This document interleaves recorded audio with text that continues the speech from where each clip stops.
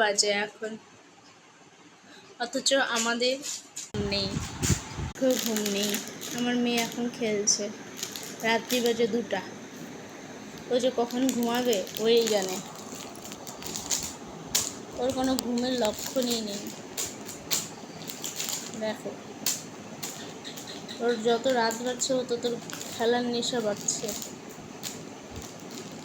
মাম্মা, মাম্মা, মাম্মা, ঘুমো দিবা না মাম্মা? আচ্ছা ঘুমো দিবা না? উলি বাবা, আচ্ছা ঘুমো দিবা না?